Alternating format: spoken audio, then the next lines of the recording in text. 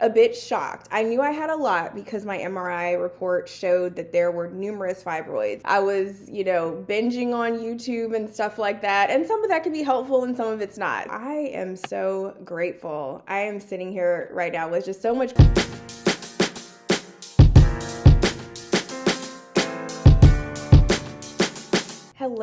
Hello. My name is Jasmine. I'm from Virginia, and I had surgery performed by Dr. P on February 5th, 2025. So at this point, I am a little over 1 month post-op. I had an abdominal myomectomy, and 55 fibroids were removed. I was honestly a bit shocked. I knew I had a lot because my MRI report showed that there were numerous fibroids, but I had no idea that it was going to be 55. And honestly, my stomach never protruded. I did have a feeling of fullness, like in my lower abdomen, pelvic area, but I didn't have a stomach that protruded like some women with fibroids do. And so I had no idea there were that many. But that's how many fibroids were removed from me. And I would say that I feel amazing in this post-op period. Honestly, recovery is going so much smoother than I could have ever imagined. And I will tell you that before surgery, I was an anxious girly,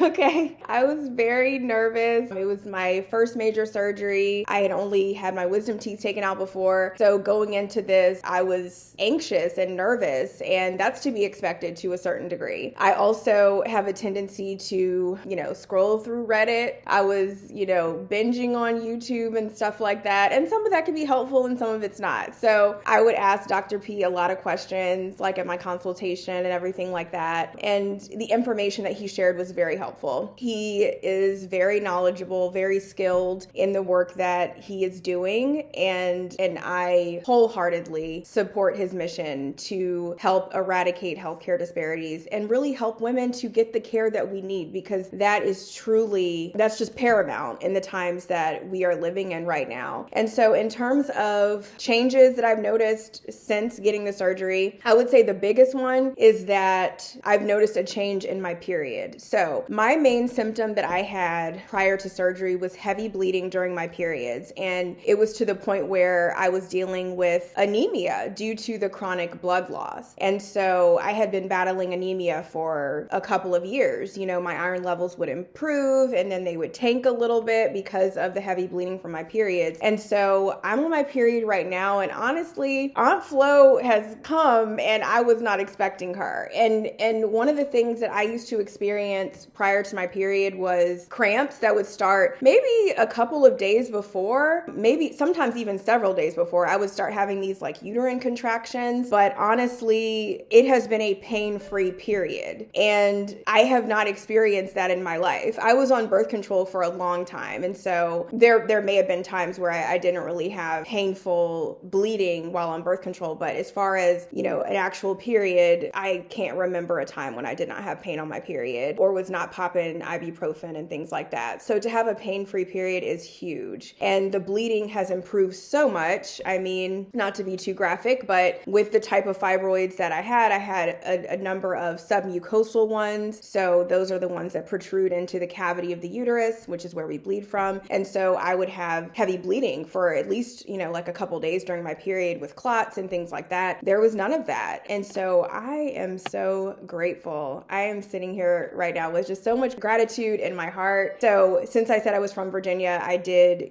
travel to Chicago. My husband went with me, and the entire experience was just amazing from start to finish. Of course, I was there for a surgery, and for the first few days, it was uncomfortable. I was in some pain. I was having some soreness and things like that. But I can honestly say that I have not taken anything for pain since the day I was discharged from the hospital. I had a rough day 3 post-op with some gas pains and some nausea and vomiting, but thankfully that was fairly short-lived. But my energy level is good. I walk a good amount every day. I've gotten back into doing light weight, and I hope to increase that to heavier weights like I was doing before in the next couple of weeks. I started driving 2 weeks post-op. So I feel amazing, and honestly, this experience could not have gone any better. And I'm so thankful that I chose Dr. P, that I stepped stepped out on faith and I said, I'm just going to go ahead and do this because I'm tired of suffering. And my advice to any woman who is suffering with fibroids is to